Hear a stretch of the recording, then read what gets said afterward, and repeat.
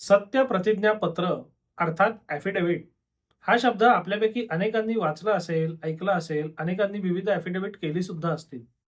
आज आपण विशेषतः दिवाणी न्यायालय आणि त्याच्यात सत्यप्रतिज्ञापत्र किंवा ॲफिडेव्हिटचे उपयोग किंवा प्रकार याची थोडक्यात आणि महत्त्वाची माहिती बघूया. मला आठवतं जेव्हा मी सनद आल्यानंतर न्यायालयात पहिल्या दिवशी गेलो, तेव्हा पहिल्या दिवशी ज्युनियर किंवा असिस्टंट म्हणून मला देण्यात आलेलं काम हे आलेल्या पक्षकारांचं ॲफिडेव्हिट करणं, सत्यप्रतिज्ञापत्र करणं हेच होतं. आणि त्या दिवशी मला कळलं, की 3 वर्षाचा LLBचा अभ्यासक्रम जरी मी पूर्ण केलेला असला, तरी मला प्रत्यक्ष ज्याला प्रॅक्टिकल नॉलेज म्हणतात, ते शून्य आहे. आपल्याला काहीही येत नाही. आणि मग ॲफिडेव्हिटपासून सुरू झालेला प्रवास आजही कायम आहे. आजही नवीन-नवीन गोष्टी शिकणं चालू आहे. ते जाऊ दे, पण सत्यप्रतिज्ञापत्र किंवा ॲफिडेव्हिट म्हणजे काय? तर आपल्याकडच्या प्रचलित कायद्यानुसार जेव्हा कोणतंही प्रकरण दाखल होतं आणि त्यात कोणतंही वादकथन दाखल केलं जातं, मग तो दावा असेल, कैफियत असेल, काही अर्ज असतील, काही अर्जांना जबाब असतील, तर ह्या सगळ्यांना सत्यप्रतिज्ञापत्रांनी पाठिंबा द्यावा असा एक सर्वसाधारण नियम आहे. म्हणजे उदाहरणार्थ समजा तुम्ही वादी असाल आणि तुम्हाला दावा दाखल करायचा आहे. आता दाव्यामध्ये आपल्याला माहिती आहे, की निशाणी 1 ला दावा असतो, निशाणी 5 ला जर असेल, तर तात्पुरत्या मनाई हुकुमाचा अर्ज असतो. मग हे दोन्ही तुमचे प्लीडिंग आहेत, म्हणजे वादकथन आहेत. म्हणजेच या दोन्ही करता तुम्हाला पक्षकारांचं सत्यप्रतिज्ञापत्र ॲफिडेव्हिट लावावं लागेल. म्हणजे एक तुमचा जो दावा आहे, त्याची पुष्टी करणारं सत्यप्रतिज्ञापत्र. दुसरं जो तुमचा मनाई हुकुमाचा अर्ज आहे किंवा निशाणे 5 खाली तुमचा जो काही अर्ज असेल, त्याची पुष्टी करणारं सत्यप्रतिज्ञापत्र. प्रतिवादीच्या संदर्भात सुद्धा जेव्हा प्रतिवादी हा कैफियत सादर करतो किंवा विविध महत्त्वाचे अर्ज उदाहरणार्थ 7-11चा अर्ज जर तो दाखल करत असेल, तर हे अत्यंत महत्त्वाचं प्लीडिंग म्हणजे वादकथन आहे. आणि सर्वसाधारणतः कैफियत, 7-11 किंवा तत्सम महत्त्वाचे अर्ज याच्याबरोबर सुद्धा सत्यप्रतिज्ञापत्र किंवा ॲफिडेव्हिट देणं हे नेहमी आवश्यक किंवा श्रेयस्कर समजलं जातं. इतर काही महत्त्वाचे अर्ज असतात, त्याच्याबरोबर सुद्धा बहुतांश वेळेला सत्यप्रतिज्ञापत्र द्यायला लागतं. उदाहरणार्थ समजा एखाद्या प्रतिवादीवर समन्सची बजावणी होऊ शकत नसेल आणि आता पर्यायी मार्गाने समन्सची बजावणी करायची असेल, म्हणजे त्याच्या पत्त्यावर समन्सची नोटीस चिकटवून म्हणा किंवा सार्वजनिक नोटिसीने म्हणा, जाहीर नोटिसीने म्हणा, याच्याकरता जेव्हा तुम्ही 520 अंतर्गत अर्ज देता, तेव्हा सर्वसाधारणतः त्या अर्जाला सुद्धा सोबत सत्यप्रतिज्ञापत्र देणं हे अत्यंत आवश्यक असतं. म्हणजे थोडक्यात काय तुमचं वादकथन, महत्त्वाचे अर्ज, कोणत्याही अर्जाला दिलेला महत्त्वाचा जबाब याच्याबरोबर पक्षकारांचं सत्यप्रतिज्ञापत्र ॲफिडेव्हिट देणं हे निश्चितपणे श्रेयस्कर असतं. आता हे सत्यप्रतिज्ञापत्र किंवा ॲफिडेव्हिट म्हणजे नेमकं असतं काय हो? तर कोणत्याही पक्षकाराने न्यायालयात सादर केलेले जी कागदपत्र आहेत, जे वादकथन आहे, ते उद्या नाकारू नये आणि ते जर त्यांनी नाकारलं, तर त्याच्यावर कारवाई करता यावी, जेणेकरून लोकांनी सत्यकथन करावं. याच्याकरता प्रत्येक वादकथनाबद्दल किंवा प्रत्येक महत्त्वाच्या अर्ज आणि जबाबाबरोबर सत्यप्रतिज्ञापत्र घेण्यात येतं.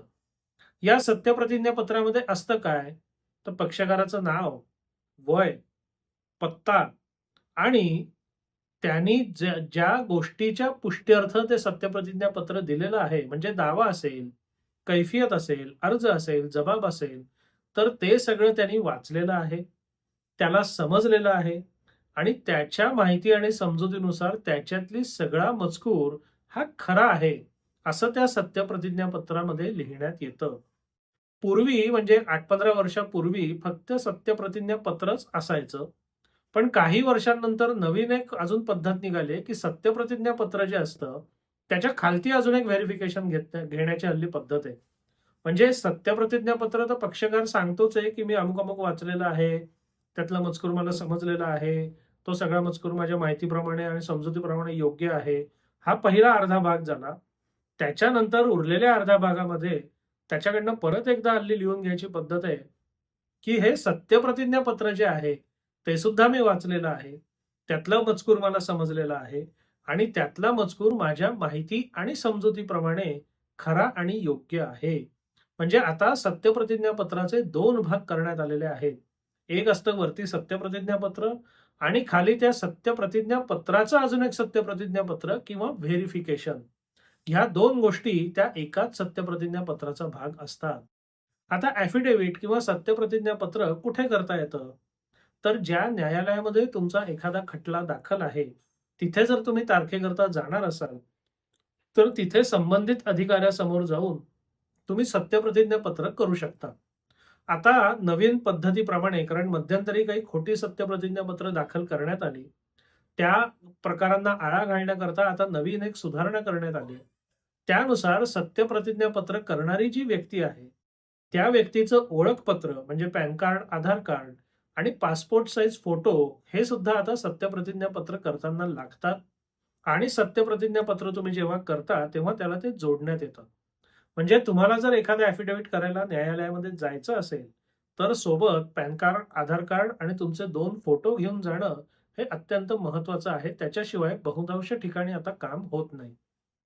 दुसरा एक मार्ग आहे, हल्ली नोटरी जे असतात, नोटरी व्यक्तीला सुद्धा सत्यप्रतिज्ञापत्र किंवा ॲफिडेव्हिट करून देण्याचे अधिकार आहेत. म्हणजे समजा तुम्हाला न्यायालयामध्ये जाणं शक्य नाहीये, तर तुम्ही एखाद्या नोटरीकडे त्याच मजकुराचं ॲफिडेव्हिट जर करून ते नोटरी करून घेतलं, तर सर्वसाधारणतः न्यायालयांमध्ये नोटरी सत्यप्रतिज्ञापत्र स्वीकारण्यात येतं. काही वेळेला त्याच्याबद्दल काही शंका असेल किंवा न्यायालयाला काही शंका वाटत असेल किंवा अजून काही माहिती हवी असेल, तर मात्र त्या पक्षकाराला स्वतःला यायला लागतं.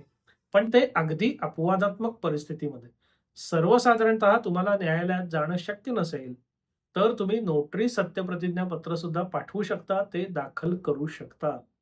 दुसरा अजून एक महत्त्वाचा मुद्दा असतो, तो म्हणजे तुमचं राहायचं ठिकाण आणि दाखल असलेला दावा हे जर खूप लांब असेल, म्हणजे तुमच्या गावाच्या जमिनीची एखादी केस चालू आहे, तिकडनं 200-500 किलोमीटरवर तुम्ही प्रत्यक्ष राहताय, तर मग सत्यप्रतिज्ञापत्र कसं सादर करायचं?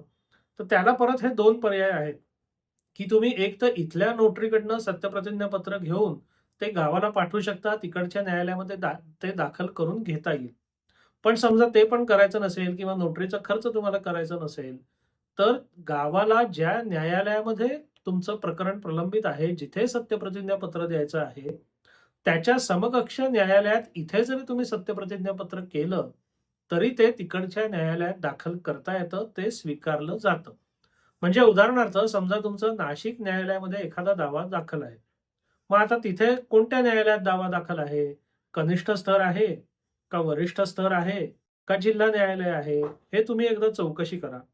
मग समजा तुम्ही राहत असाल रत्नागिरीला, तर रत्नागिरीच्या समकक्ष न्यायालयामध्ये म्हणजे कनिष्ठ स्तर, वरिष्ठ स्तर किंवा जिल्हा न्यायालय, त्या ठिकाणी जाऊन, त्या कार्यालयात जाऊन तुम्ही सत्यप्रतिज्ञापत्र करू शकता आणि रत्नागिरीच्या समकक्ष न्यायालयाने मंजूर केलेलं किंवा शिक्का मारलेलं सत्यप्रतिज्ञापत्र इतरत्र समकक्ष न्यायालयांमध्ये स्वीकारार्ह आहे. ते सध्या स्वीकारलं जातं.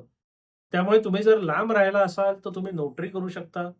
नोटरी सुद्धा करणं शक्य नसेल, नोटरीचा खर्च करायचा नसेल, तर समकक्ष न्यायालयामध्ये सत्यप्रतिज्ञापत्र सादर करून ते तुम्ही जिथे तुमचा दावा दाखल आहे, तिथे पाठवू शकता. ही सत्यप्रतिज्ञापत्रासंदर्भातली थोडक्यात आणि महत्त्वाची प्रॅक्टिकल माहिती आपण घेतली, की सत्यप्रतिज्ञापत्र नेमकं का लागतं? त्याचा उपयोग काय? ते करायचं कसं? त्याच्यात लिहिलेलं काय असतं?